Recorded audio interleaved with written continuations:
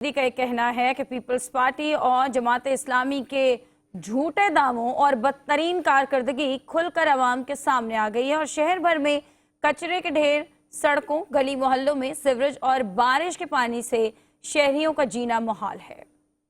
सूबे में सूबाई हुकूमत पर तनकीद करते हुए अली खुर्शीदी ने कहा कि पीपल्स पार्टी और जमात इस्लामी दोनों के बल्दियाती नुमाइंदे शहर पर काबिज हैं। मेयर कराची और जमात इस्लामी के टाउन मेयर्स ठंडे कमरों में बैठे हैं। दोनों जमातों के बल्दियाती नुमाइंदों में करप्शन और पब्लिसिटी का मुकाबला चल रहा है। उन्होंने कहा कि शहरी अपने दफातर और घर पहुंचने के लिए बारिश में घंटों सड़कों पर परेशान हो रहे हैं। शाहराहों पर पानी जमा होने से ट्रैफिक की रवानी शदीद मुतासिर हो रही है।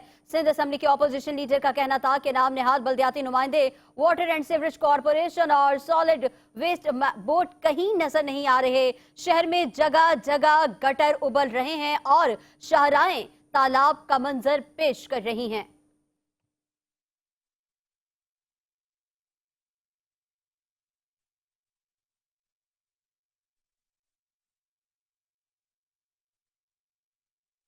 और हवा का